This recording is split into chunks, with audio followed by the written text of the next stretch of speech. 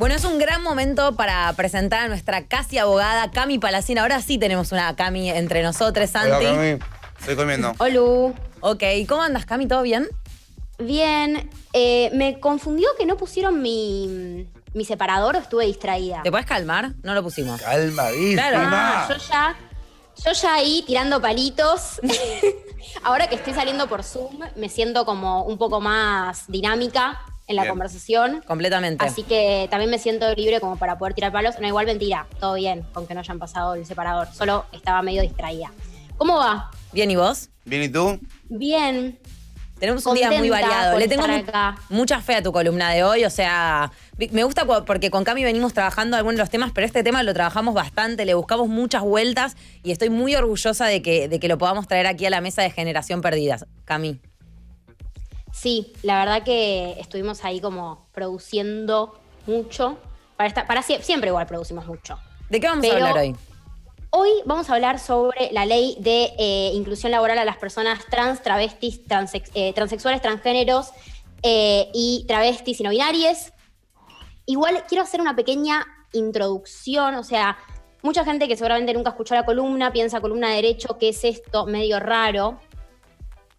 La idea de la columna y divulgar nuestros derechos, nuestras normas, las leyes que existen, que nos atraviesan, que nos normativizan y ponerlas en cuestión, entenderlas, conocerlas, para poder criticarlas, para poder cuestionarlas. El ordenamiento jurídico está visto como algo bueno, la ley está sancionada, entonces se tiene que ya está promulgada y bueno, nos rige. ¿Qué pasa? Las leyes están creadas. Ay, Cami, qué pena. Estamos con problemas de conexión, lo que no tenía que pasar. No, qué pena. ¿Canchereó? No. Entró canchereando, señores. Entró canchereando que está por Zoom. Sí, se te perdió, Cami. Entraste canchereando que estabas por Zoom, qué sé yo. Está re picado y nos falta presentar a una cuarta persona. Yo me quiero matar. No. Bueno, dale, apertura. ¿Sabés qué? ¿La querés? ¿La querés? La tenés, baby. ¿Compraste algo y te llegó en mal estado? ¿Alquilaste y no te respetaron lo acordado? ¿Te casaste y después te arrepentiste? Lo hubieras pensado mejor, amigue. Pero tranqui, @Cami Palacín, nuestra casi abogada, te cuenta cuáles son tus derechos para que no te vuelvan a pasar por encima. Acá, en La Loche. Si no, ¿dónde? Ahora sí. ¿Con qué vamos ahora? Cami, ¿estás ahí? No, a ver. Y estoy acá, la jeteé una vez más. Hablé de internet, hablé del monopolio de internet. ¿Te puedes calmar? Internet. Siempre le echaba la culpa a lo mismo. Basta con ese monopolio. Aparte no se corta cuando decís estas boludeces, se corta cuando vas a lo importante. Ay, ya sé. Bueno, voy a resumir. La idea de esta columna es entender las leyes, las normas que nos atraviesan, criticarlas, para poner en cuestión esto de que las leyes están creadas por personas, situadas en una sociedad determinada, en un contexto histórico determinado, y que como todo en la vida muta, el derecho también debería y tendría que mutar. Tendría que cambiar, tendría que incorporar realidades que existen y que están absolutamente invisibilizadas. Voy a ir más al punto porque tengo miedo de que se corte. El domingo 28 de junio, fue el Día Internacional del Orgullo LGBTIQ+, uno de los reclamos más importantes, o no sé si voy a poner una jerarquía, pero uno de los reclamos que se exigen es el de basta de travesticidios y de crímenes de odio, y se pide la inclusión de las personas travestis, transexuales, transgéneros y no binarias a el mercado laboral a través de una ley que se conoce como la Ley de Cupo Laboral Trans, en general se nombra así. ¿Qué pasa? A este reclamo en particular, se nota absolutamente urgente en este contexto de pandemia. Como hemos hablado, estamos en un momento muy complejo, hay muchos trabajadores que están perdiendo sus laburos, que están teniendo recortes salariales, suspensiones, todas las problemáticas que sabemos que están pasando por recortes, porque las empresas están cerrando y un montón de cosas. Pero hay colectivos que están sistemática y estructuralmente estigmatizados y discriminados, y que por eso ese eje que sería la discriminación crea que no puedan acceder a trabajos formales y que tengan que muchas veces trabajar en trabajos que están criminalizados o trabajar en la informalidad. Entonces, acá es cuando se hace muy urgente este reclamo, que es el del cupo laboral para personas trans. más allá de los reclamos específicos que tienen que ver con satisfacer necesidades muy directas, como lo puede ser la IFE, o sea, el ingreso familiar de emergencia, o el programa Potenciar Trabajo, es importante que esta ley, en este contexto en particular además, sea tratada y sea sancionada en el Congreso. La provincia de Buenos Aires en el año 2015 se aprobó, yo igual estoy haciendo como una introducción, pero ahora vamos a presentar a nuestra invitada que va a hablar del tema mucho mejor, pero se sancionó ya en la provincia de Buenos Aires en el año 2015 una ley de cupo laboral para personas trans y travestis que establece que una proporción no inferior al 1% de la totalidad del personal del Estado tiene que estar constituido por personas travestis y transgéneros. Esta ley no hay que olvidar que se aprobó gracias a la lucha de movimientos y organizaciones travestis trans y gracias a la militancia específica de Diana Zacayán. Se reglamentó recién el año pasado esta ley, o sea, varios años después de su sanción. Chubut, Río Negro, Chaco, Santa Fe también tienen leyes de cupo laboral trans que establecen la obligatoriedad, pero no se cumplen, no en todos lados se cumple, esto no nos es noticia. Entonces se pide por una ley nacional, una ley que atraviese todo el territorio de la Argentina. Hace unos días la Comisión de Mujeres y Diversidad de la Cámara de Diputados de la Nación debatió entre 7 proyectos que están presentados, 6 son del oficialismo, 1 es del Frente de Izquierda, y la mayoría lo que establecen es un porcentaje, o sea, que las personas trans travestis tengan un porcentaje de entre el 1 y el 2% de presencia en el Estado, en trabajos del Estado, y hay algunos que también hablan del sector privado, pero estableciendo un incentivo impositivo para las personas que empleen personas en sus empresas de este colectivo. Para darle pie a la invitada, y no quiero hablar más yo, me parece que es importante también decir algo en relación a, muchas veces cuando hablaba con Sofi, por ejemplo, de hablar de este tema, tenemos en la sociedad está muy instalado un discurso muy meritocrático, ¿no? Como algo de que los cupos generan una reacción como muy negativa, ¿no? O sea, digo, no en todo el mundo, pero hay una cosa de, no, bueno, como un cupo, la gente tiene que ganarse el lugar y tiene que, como vieron que sale ese discurso. Lo hablamos en relación a la música muchas veces acá en Generación Perdida, y en las oportunidades que hablamos también de la ley de cupo trans también se toca este tema, y es interesantísimo, ¿no? Sobre todo por lo que vas a decir a continuación. No, que lo que quiero decir a continuación, no sé qué es, la verdad, me dejaste medio en jaque, pero que existe una igualdad de derechos que está formalmente establecida, lo dice nuestra Constitución, lo dicen tratados internacionales, pero la igualdad es una palabra escrita nada más, si no se efectivizan con herramientas y con medidas concretas, como lo es un cupo, que en este momento es necesario porque hay una situación de discriminación estructural que son personas que están marginadas del mercado laboral. Entonces, la única forma que tenemos hoy en día para que estas personas les reconozcan sus derechos, como el de trabajar, es con una ley de cupo. Estas son medidas que en la jerga académica, digamos, le dicen medidas de acción positiva, y que lo que buscan es esto, paliar necesidades cuando hay una diferencia de igualdad que existe y que es material. Entonces es como, bueno, buenísimo con que diga que somos todos iguales ante la ley, pero ¿qué hacemos con eso? Cuando hay realidades que no están siendo iguales que las mías. Completamente. Voy a dejar de hablar yo para darle pie a nuestra invitada, que me emociona que esté acá porque la admiro mucho. Ella es Lara María Bertolini, feminidad travesti, teórica, activista en defensa, creación y promoción de derechos de las personas transgéneros, transexuales, travestis y no binarias, directora de Trabazona.org, trabajadora del Ministerio Público Fiscal de la Nación, estudiante de abogacía en la Universidad de Avellaneda, autora del libro de Teoría Crítica Travesti, Transgénero, Soberanía Travesti, una identidad argentina, miembro de CEIP histórica, de SEAL y del Sindicato de Trabajadores Judiciales CITRAJU de la República Argentina. Además, quiero decir una cosita más, perdón, que Lara, porque me gustaría que hables de esto primero, si me permitís, fue a la justicia junto con su abogado Emiliano Bugiani y reclamó para que el Estado le reconozca su identidad de feminidad travesti, que está amparada por la identidad de género, pero que le rechazaron el reconocimiento de este derecho en la Cámara de Apelaciones en lo civil. Y ahora entiendo que estás en un reclamo ante la Corte Suprema de Justicia, ¿no? Hola Lara, ¿cómo estás? ¿Qué tal? Buenas tardes a todos. Bueno, siempre digo como para romper y y quebrar un poco toda esta realidad irreal, tomen sus documentos, miren qué dice en la identidad, aparte de los nombres y los apellidos, si está el género. A ver. Si tomamos el documento, sí, tómenlo. Yo estoy en eso. Ay, no lo tengo. Acá, mi documento. Tómenlo. Nacionalidad. Vemos dos categorías posibles. ¿Qué dice Sofía? Nacionalidad argentina. Sexo, F. Claro, la contrapartida o el par opositor sería la M de masculino. La M de masculino, sí, la binariedad con Exacto. la que nos manejamos habitualmente.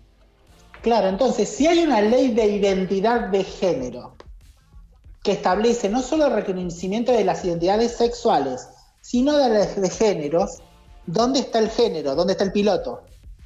Claro. ¿Se entiende? Bueno, primer paso. Segundo paso, ¿cómo podemos entender que haya una ley de cupo laboral trans si no hay trans registradas en el Estado como soberanías identitarias? Yo sé que tenemos las soberanías identitarias del sexo femenino y masculino. ¿Cómo podemos pretender leyes perfectas o positivas si no tenemos los métodos de reconocer las mismas dentro del campo del Estado? Entonces, bueno, hay que ver dónde estamos mirando o dónde miran por nosotras las trans, quienes ejecutan las leyes, promulgan las mismas o las idean, y hasta qué punto no nos dejan ser partícipes primigenias, o sea, las primeras en que podemos aportar un dato esencial. Tenemos una ley de identidad de género hace 8 años, las identidades trans, travestis, no binarias no están, porque no están. Entonces, ¿cómo podemos aplicar o pedir una ley de cupo laboral trans, una ley integral trans, si esta misma, en el origen principal, que es la ley de identidad de género, en su reglamentación no está? Vale decir, yo tengo la torta de la ley de identidad de género recubierta con chocolate, crema, frutillas. Pero, ¿qué pasa? En la receta me faltan las identidades. Entonces, hay una falla principal y primordial que es en la reglamentación. Vale decir, en la aplicación de la norma dentro del Estado y cómo ésta se debe respetar.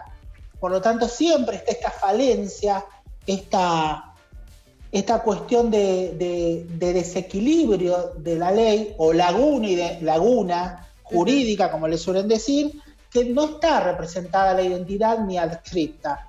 Muchos te contestan, bueno, mira, la ley de identidad de género habla de los autopercibidos, no es necesario registrarte, vale con que vos lo digas. Pero acá no se pensó que la sociedad no está preparada para el respeto por sí de lo que vos digas. La sociedad está preparada para obedecer lo que está escrito. Ay, completamente, Lara, qué claridad.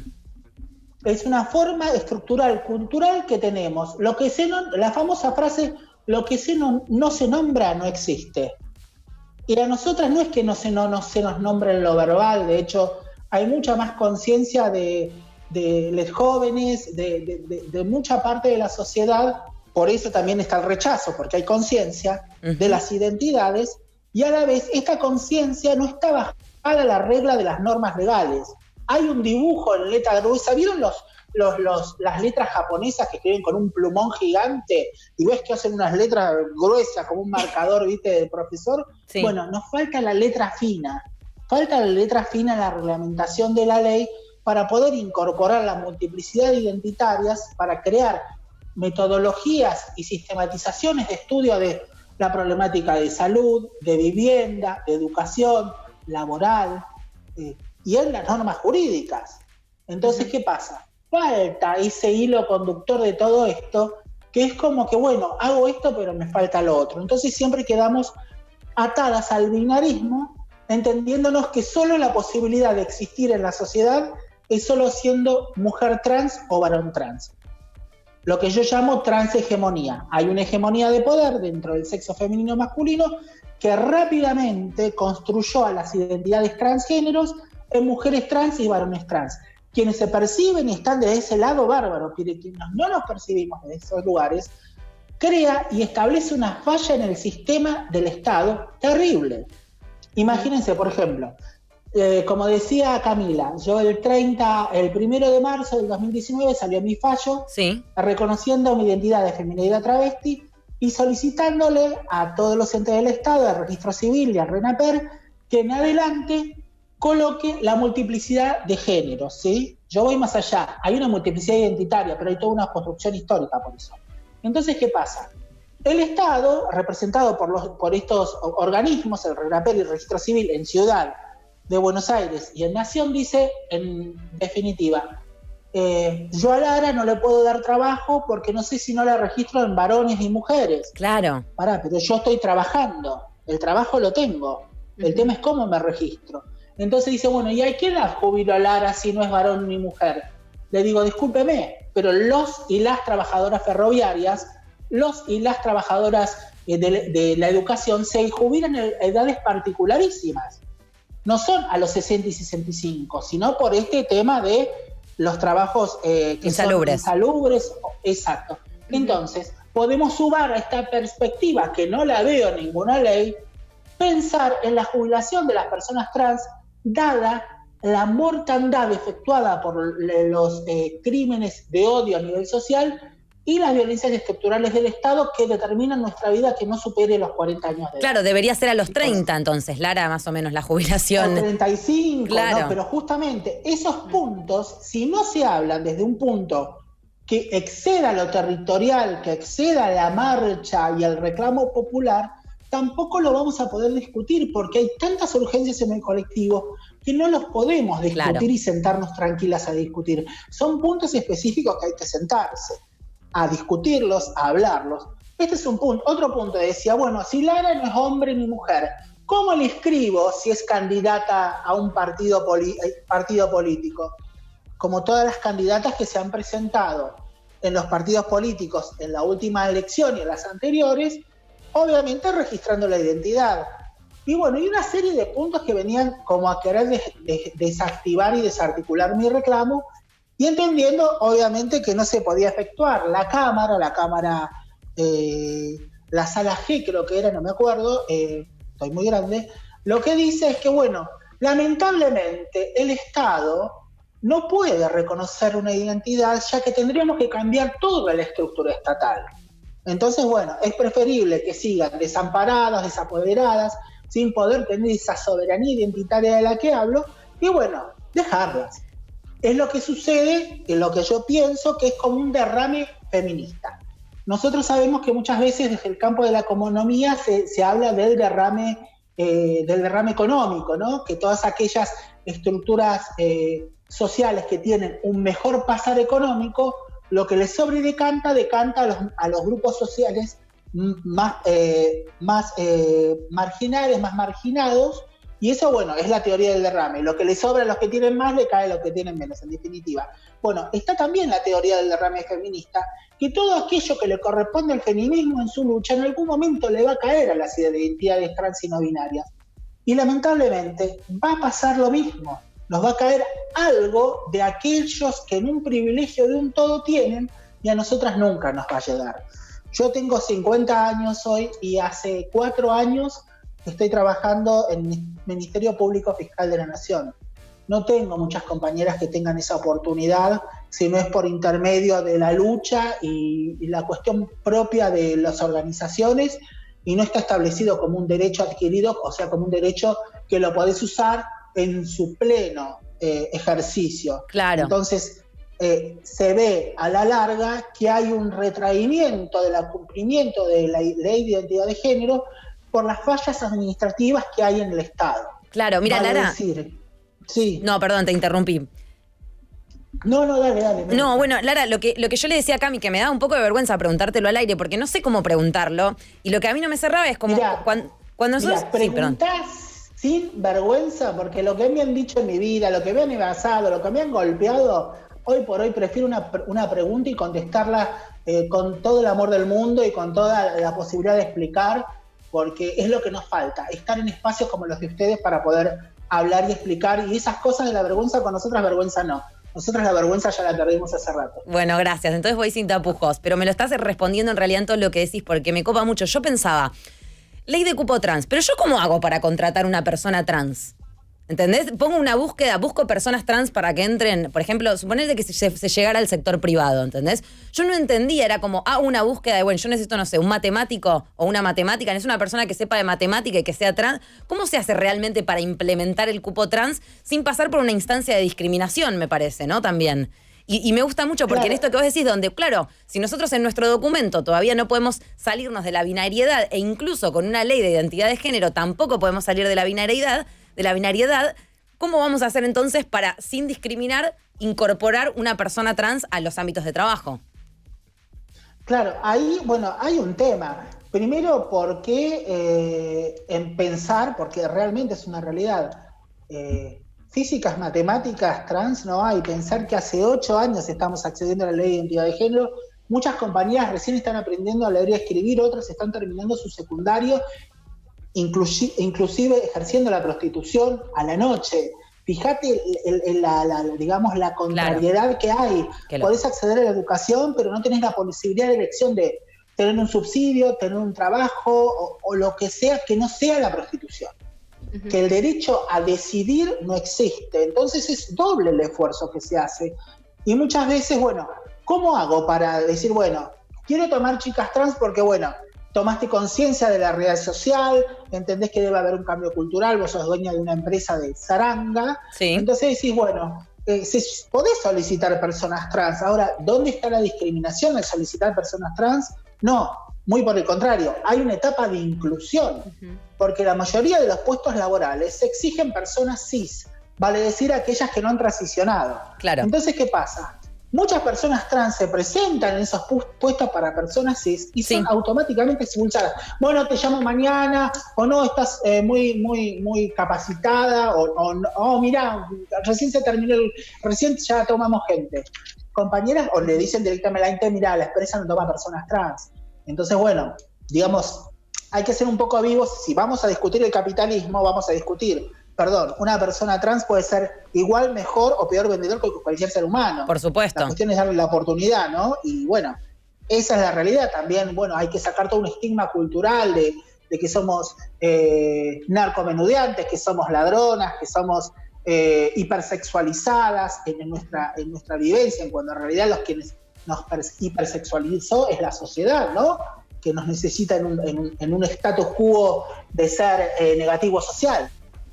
Entonces, bueno, pienso que para empezar a activar el cupo laboral trans, primero tiene que haber capacitación, tiene que haber dentro de la normativa de la reglamentación, tiene que haber una preparación intrainstitucional o intraempresarial donde haya una capacitación efectiva y una realidad efectiva. Debe haber, yo en el año 2017 escribí un blindaje, mal llamado blindaje cupo laboral trans, en donde establecía más o menos, creo, 15 o 16 puntos para poder hacer un acceso laboral para personas trans en donde sea tanto responsabilidad del Estado, responsabilidad de la empresa y responsabilidad cuestión federal de cada provincia. Entonces iba a monitorear la inclusión, la inserción de esa persona, dado que la realidad estructural al momento de incorporar a una persona trans en un trabajo es muy dura. Pensá que a nosotras o nos tiran botellazos por la calle o nos tiran gas pimienta a los pibes cuando pasan por la zona roja para reírse un rato, y vivimos constantemente agredidas. Mirá si una persona va a atender un front desk que está una persona trans y la discrimina o le insulta o la golpea. Nosotras nos vamos a defender porque nosotras no estamos acostumbradas a que nos traten bien. No es natural en nuestro trato social que nos traten bien. Siempre hay esa mirada socarrona, esa mirada burlona que, bueno, solamente desaparece cuando sos superadora de la realidad tuya, que te miran y te dicen, wow, a nivel persona, ¿entendés? Entonces, bueno, es un tema y yo creo que es necesario fortalecer muy bien los lazos interrelacionales, o sea, de relación entre la empresa, el Estado y a nivel federal, y monitoreado obviamente tanto por personas que representan al colectivo trans, digo personas, por no decir instituciones, porque muchas veces las instituciones tienen sus propios intereses políticos y partidarios, y quedan sustentadas solamente la toma de las personas trans a quienes pertenecen a ese partido u organización. Entonces tiene que haber personalidades del ámbito político y de la lucha de derechos humanos del colectivo trans independientes que puedan acompañar a esta realidad de la inclusión laboral trans, ¿no? Si no, siempre se torna en una homonorma o un LGBTismo posesivo de las identidades trans, y siempre nos toman como esos objetos subvalorados, y no como personas a valorar. ¿Se entiende? Nos toman como la cosa pobrecita de la sociedad y no nos toman como personas que deben acompañar para empoderarse e insertar en la sociedad. Sucede, porque hay cuestiones de poderes en el medio, ¿no?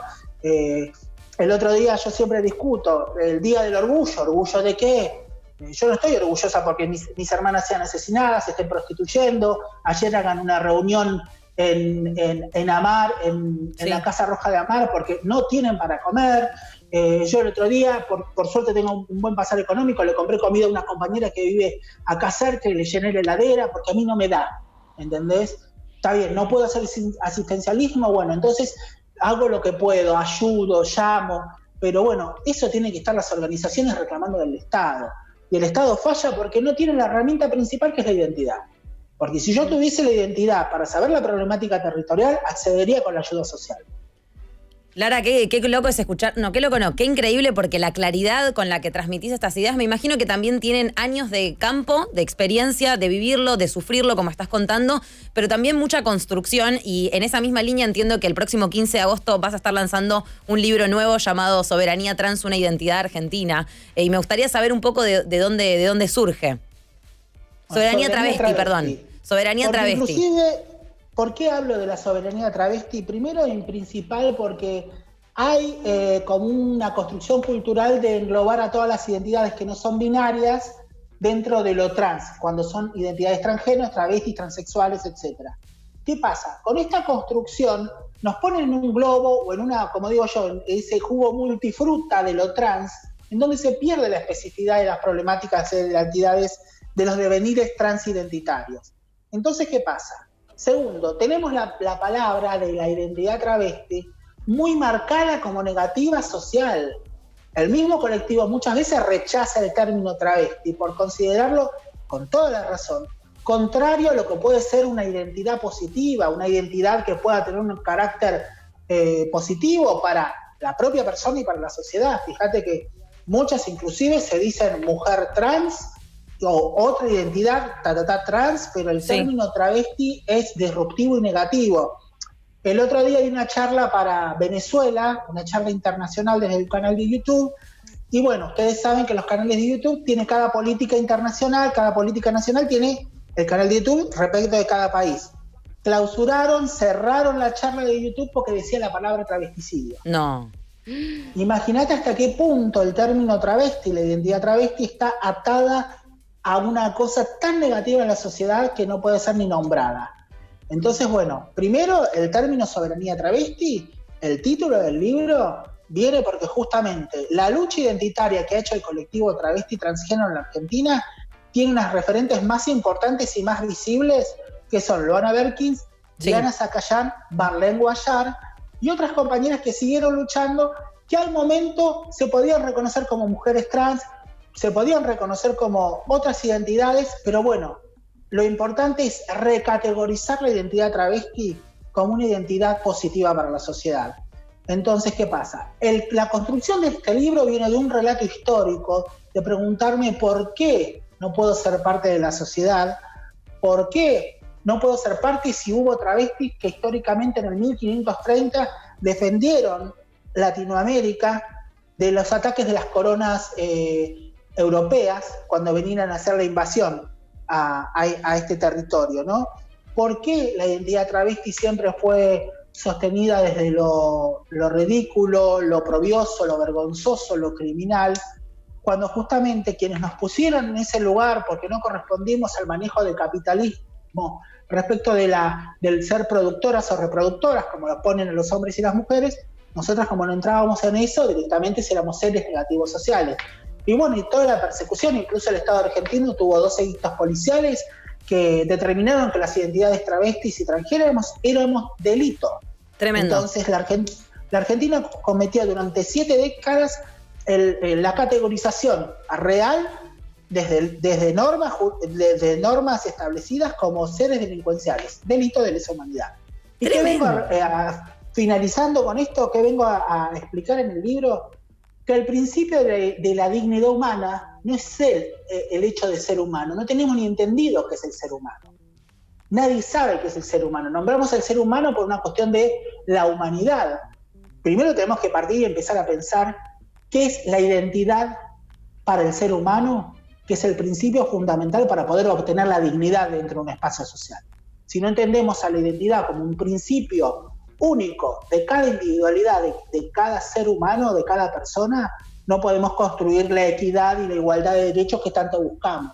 Solamente construimos todo desde lo que puede controlar a la sociedad, que es el sexo femenino masculino como identificación general. Que una persona me diga que construyó su vida con la bragueta abierta mostrando su genitalidad y su sexualidad. La verdad que no.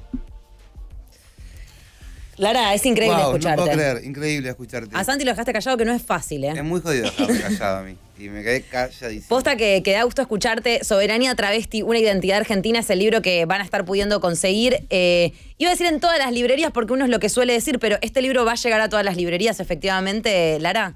Primero va a salir en formato digital, más una tirada excepcional de 100 libros, porque dada la pandemia, no se quiere poner en riesgo la editorial con los trabajadores para el tema del papel, el virus. Ok, muy bien. Y van a hacer, creo, una tirada mínima de 100 libros. Va a estar el formato digital. Recién me acaban de avisar que lo van a lanzar la 4ª semana de julio, lo adelantaron. Y aparte tiene el prólogo de nada más ni nada menos que Dora Barrancos, que es tremenda, asesora de géneros y diversidades del presidente de la Nación Argentina. Y soñado, ¿viste? Lara, soñado, es soñado. Un placer haber charlado con vos y me animo a decir que es la primera charla de ojalá muchas que tengamos. Por lo pronto tenemos el lanzamiento del libro como excusa para volver a encontrarnos aquí en Vorterix, en Generación Perdida, en un día histórico para la Loye en este momento. Yo la verdad, más que feliz, y siempre digo una cosa: cuando se cruzan una persona trans, tengo una persona trans cerca de su vida, cuando puedan conectarse o acercarse, invítelas a tomar un café, mate no se puede, a charlar y preguntarle qué les pasa. Así creamos la sensibilidad social que tanto nos falta. Una cosa nada más también a aclarar. Saber que contás con nuestro espacio cuando quieras para cualquier utilidad que te pueda dar para cualquiera de las luchas que encabeces. Sí, básicamente lo último, siempre lo último digo, ¿no? Lo último 4 horas. Me encanta. No, que cualquier tipo de ayuda o donación que quieran hacer, eso. Está la página trabazona.org, donde está el botón de donación, y automáticamente pueden donar. Voy a entrar a ver, Trabazona. Lo que puedan. Trabazona con B corta y con Z. Con Z. En vez de Amazona, Trabazona, por esta leyenda de las Amazonas que revivimos de la violencia machista y salimos a combatir al mundo a la maldad.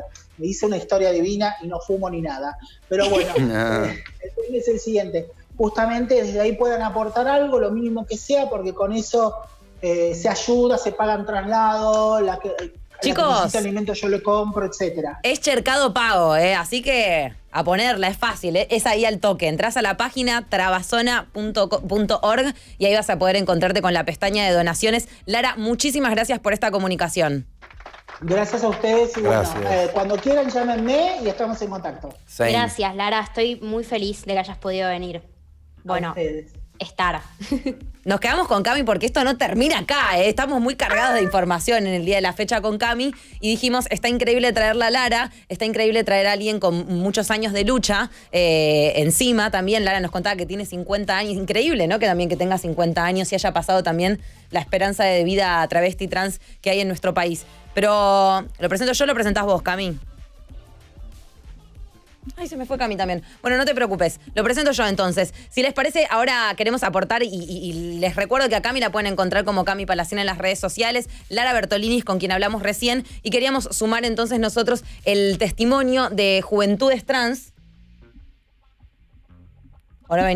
Perdón. Bueno, me miraron todos con una cara. Ay, ya aparte, amiga, estoy re en otra. Tenemos el video del libro, perdón. Tenemos el video del libro de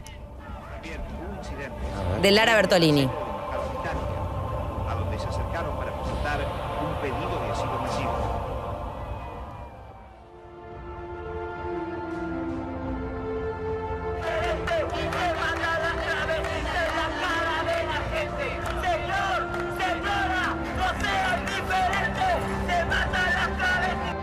El sueño se revela, el deseo se manifiesta, el deber ser se enfrenta y la soberanía travesti emerge.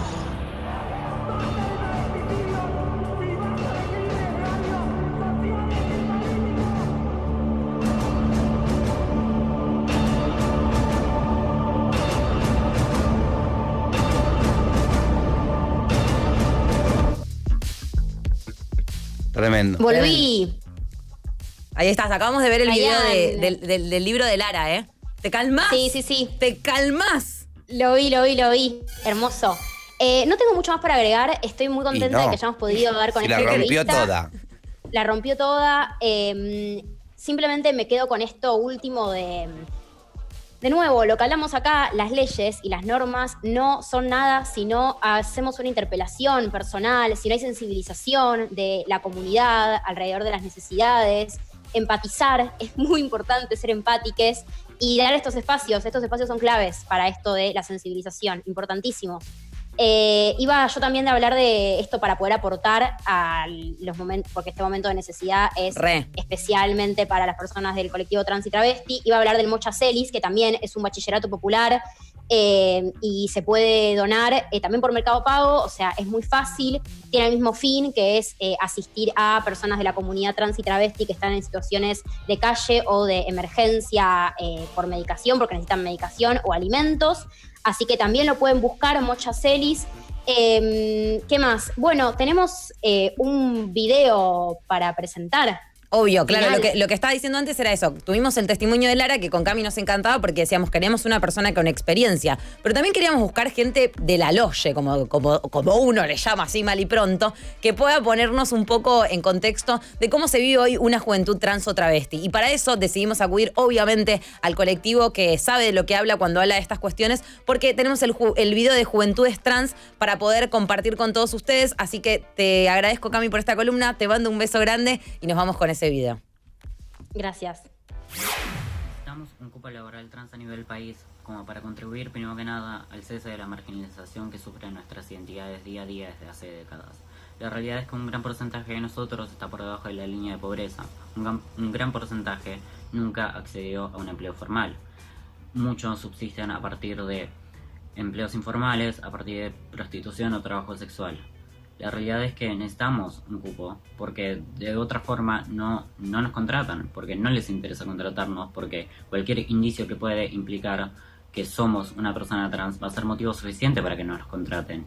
Y este tipo de situaciones suceden a partir de cuestiones como que sale de alguna forma u otra que somos trans por estudios médicos que nos piden previo al acceso al empleo.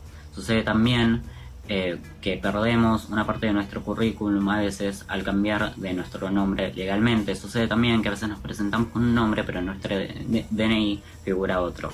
O sucede también de que existe alguna presencia y cualquier mero indicio físico que pueda llegar a tener de que sos trans es motivo suficiente para que la otra persona no te quiera contratar, porque todavía significamos para la sociedad un montón de cosas desagradables. Seguimos siendo para la sociedad un peligro, o seguimos siendo como mínimo un bicho raro. Y la realidad es que necesitamos poder salir de estas situaciones precarias, porque necesitamos y tenemos el derecho que tienen todos los argentinos a poder vivir de una forma como cualquier otro.